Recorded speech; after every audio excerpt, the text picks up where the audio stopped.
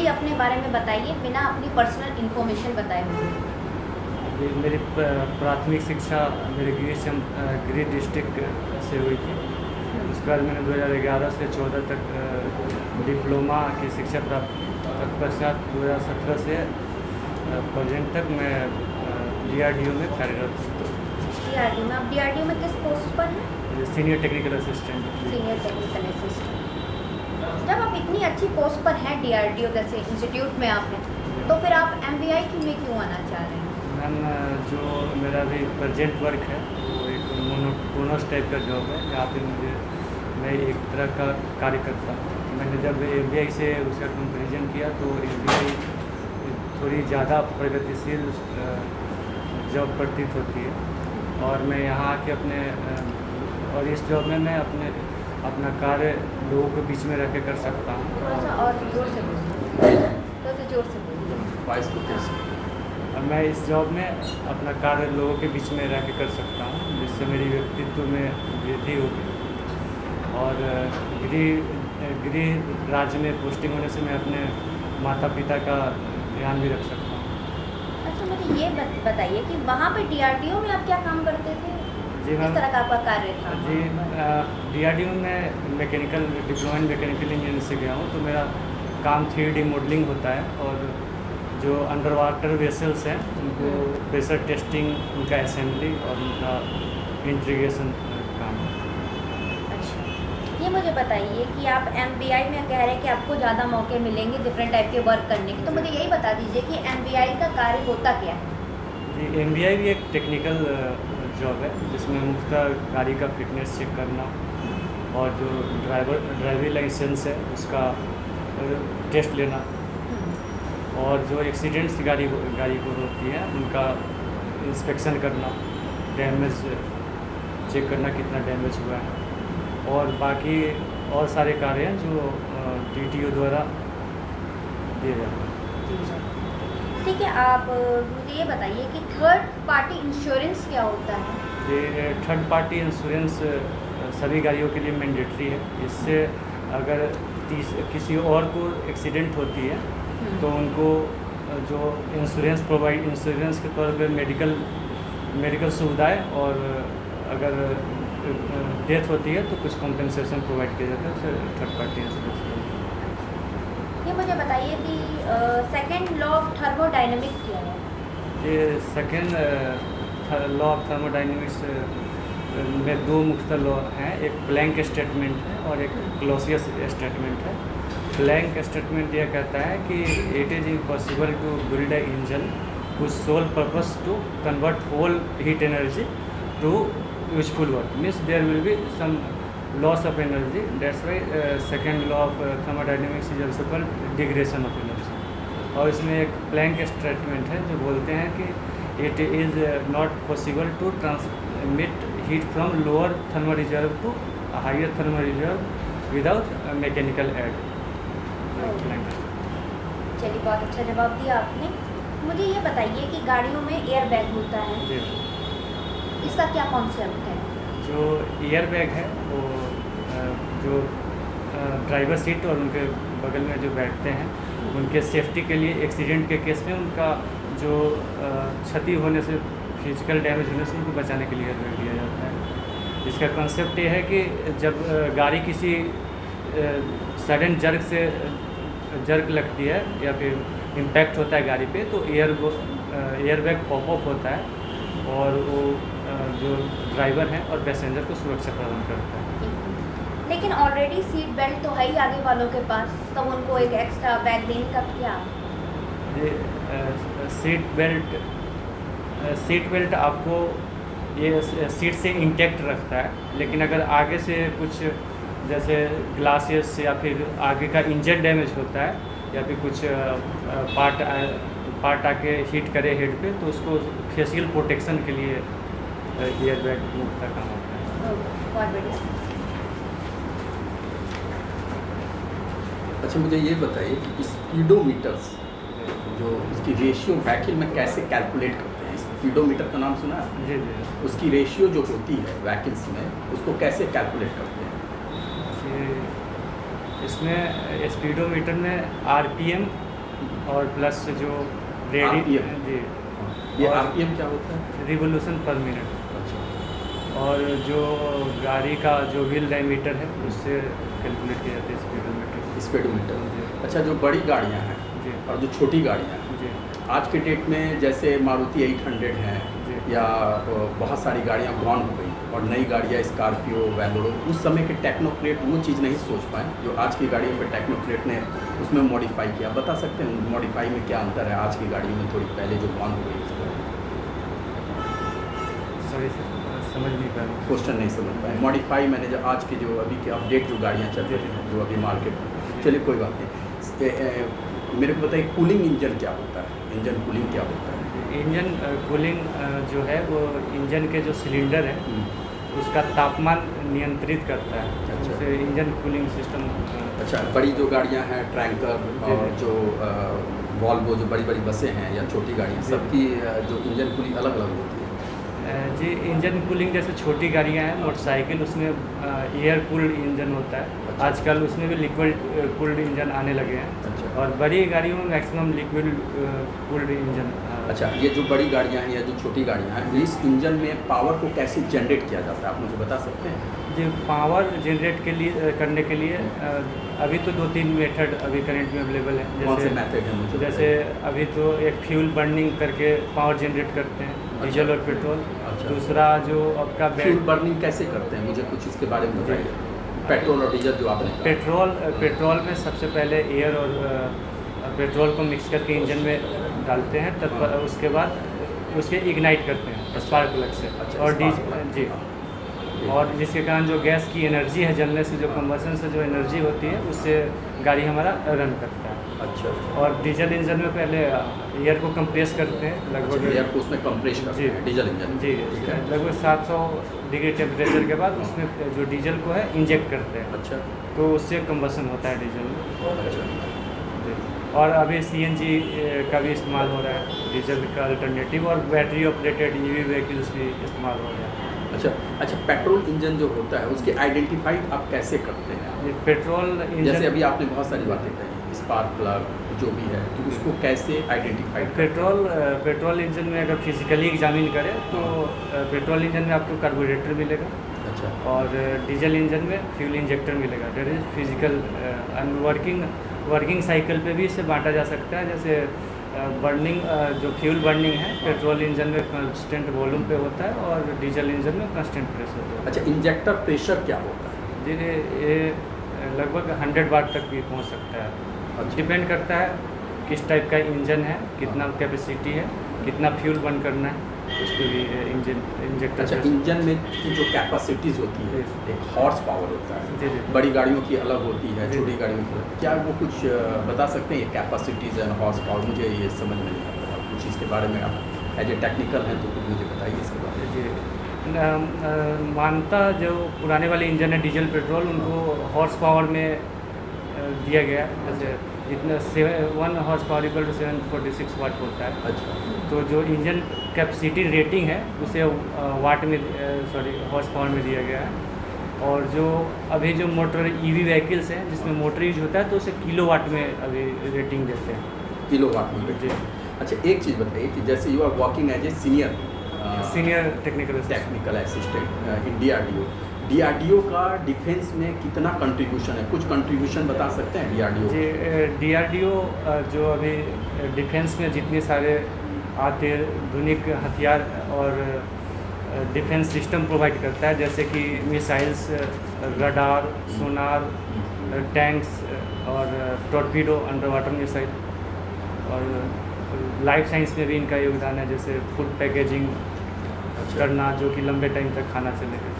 अच्छा, अभी जो है फूड पैकेजिंग की बात कही तो एक क्वेश्चन अभी बहुत रिसेंटली बहुत हाई अपडेट है, पॉलीथीन को बैन कर दिया गया। इसके बारे में कुछ बता सकते हैं कि पॉलीथीन को क्यों बैन कर दिया गया, क्या कारण है ऐसे? पॉलीथीन जो है पॉलीथीन जो वो बहुत ही हज़ारदस है, क्योंकि उसका जो डिके नहीं होता था। अगर उसे जलाएंगे तो उससे जो धुआं निकलेगा तो वो भी स्वास्थ्य के लिए हानिकारक है, और मतलब वो डिग्रेड नहीं होता है। तो इसलिए अच्छा, एक कंसेप्ट है, एक इक्वेशन है E = MC² का, इसी पे पूरी साइंस बेस है आप इस इक्वेशन को बता सकते हैं, क्लियरिफाई कर सकते हैं कि E=mc² क्या है? Because you are technical background and you are engineers and just you are going to become vehicle inspector, तो क्या उस इक्वेशन को मेरे को बताइए, E=mc² क्या होता है? सर ये जो इक्वेशन है that was given by Albert Einstein, where c stands for the speed of light and this is c stand for speed of light and E is stand for energy. C for speed of light. m is the mass of fuel. अच्छा, एक question और बता दीजिए मुझे कि जैसे कि आपने इसमें दिया है एक्सेप्ट चैलेंज अपनी स्ट्रॉन्ग पॉइंट में, just you have strong aspect as a accept challenge और एज ए लर्नर, ऐसा कौन सी अपनी लाइफ का कोई एक घटना ऐसा मुझे बताइए जहाँ पे आप चैलेंज को एक्सेप्ट किए और आगे बढ़े? In my past time, I faces many physical issues. Despite of all those hindrances, I continued to study and I got a job in BRDO. अच्छा, मैं समझा नहीं, मेरे को थोड़ा सा और। सर जब मैं प्रिपरेशन कर रहा था कॉलेज के बाद मुझे बहुत ही that time I got severe liver infection. Oh, liver infection. Yeah, that is hepatitis B. Okay. And in between I kept preparing for examination. And keep and continue. And I qualified for 2 examination. That is one in BRDO. Good. और एक question मेरा ये है आपसे कि राज्य के जो सचिव होते हैं, सेक्रेटरी ऑफ स्टेट, उनके बारे में मुझे 2 सेंटेंस बता दीजिए। जो राज्य के जो बिहार सरकार या किसी भी राज्य सरकार के जो सचिव होते हैं उनके बारे में मुझे 2 सेंटेंस बताइए। जी, वो राज्य जो सचिव हैं, मुख्य सचिव, मुख्य सचिव नहीं, सिर्फ मैंने सचिव, सेक्रेटरी ऑफ स्टेट गवर्नमेंट, वो सभी जो कार्यकारी कार्यपालक हैं उनके हेड होते हैं जो सचिव हैं, और जो मुख्यमंत्री का जो कार्य है वो उनको संपादित आगे कन्वे करता है।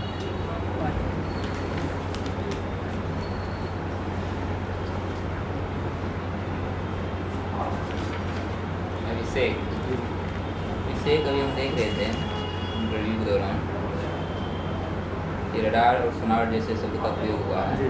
आप हमें समझाइए कि रडार क्या है और इस रडार का क्या यूज है? रडार का इस्तेमाल हम लोग फ्लाइंग ऑब्जेक्ट को लोकेट करने के लिए करते हैं। मुख्यतः में इसका रडार जो कि इको सिस्टम पे काम करता है, इको ऑफ रेडियो वेव्स। तो मान लीजिए किसी सरकार के पास एक उन्नत किस्म का रडार है जी, उस सरकार के नेशनल पॉलिसी पर क्या प्रभाव पड़ेगा? जी, उनकी जो हवाई सुरक्षा है वो मजबूत होंगी। अगर कोई इन्वेडर हवा से अटैक करने की कोशिश करेगा तो उससे उनको जल्दी अलर्ट हो जाएंगे और रिटेलिएट के लिए रेडी हो सकते हैं। ये सोनार क्या होता है? ये सोनार एक तरह से बोला जा सकता है अंडर वाटर रडार है, जो कि समुद्र में छुपे हुए चीज़ों को, जैसे सबमरीन शिप को ढूंढने के लिए आप लोकेट आइडेंटिफाई कर सकते हैं, और टॉर्पीडो को भी इससे आइडेंटिफाई किया जा सकता है और लोकेट किया जा सकता है और न्यूट्रलाइज दूसरे माध्यम से किया जा सकता है। क्या इसका full form? Sir, sonar sound navigation and ranging system. ये ड्रोन टेक्नोलॉजी चर्चा में रहता है बार बार, जैसे क्या होता है टेक्नोलॉजी?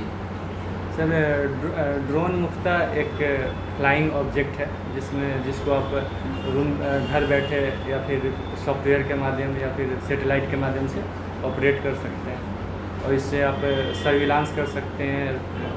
इससे कहीं पिन पॉइंटेड लोकेशन को टारगेट किया जा सकता है, डिस्ट्रॉय भी कर सकते हैं। मान लीजिए अभिषेक एक किसान है, अच्छा किसान है जी, वे चाहता है कि हम ड्रोन टेक्नोलॉजी का उपयोग करें, जी। तो किस तरीके से कर सकता है?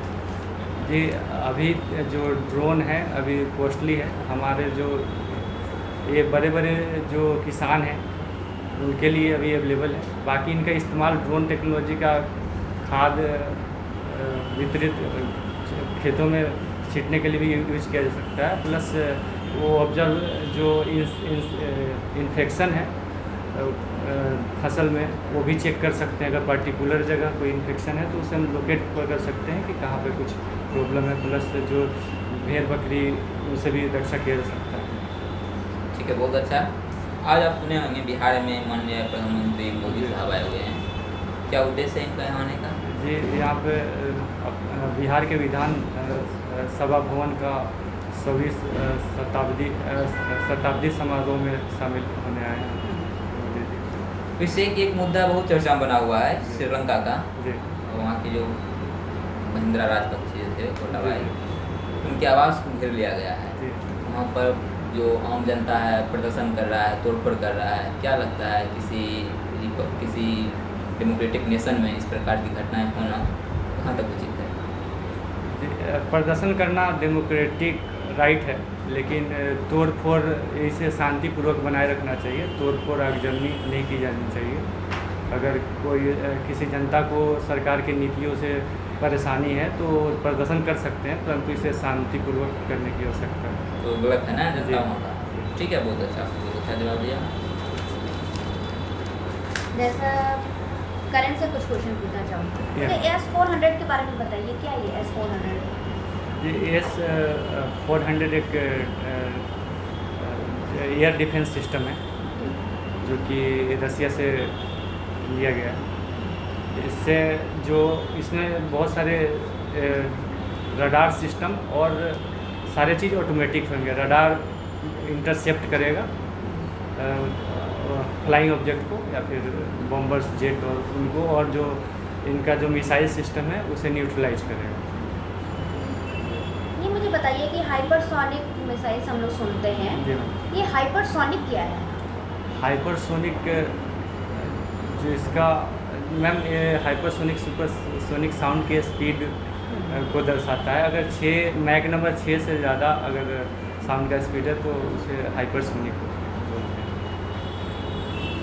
ओके, ये मुझे बताइए कि लास्ट क्वेश्चन, ई-अमृत पोर्टल क्या है? मैडम, इसके बारे में मैं कंफर्म नहीं आप अंदाज़ा लगाना चाहेंगे? ये ई-अमृत शायद आयुर्वेदा से संबंधित कुछ पोर्टल है। चलिए, आपका इंटरव्यू काफ़ी अच्छा रहा, आपसे बात करके काफ़ी हम लोग को अच्छा लगा। आपका इंटरव्यू यहीं पे समाप्त होता है। हम आपके लिए शुभकामनाएं देते हैं कि आपका सिलेक्शन हो। Thank you ma'am. Thank you sir. Thank you. आ जाइए।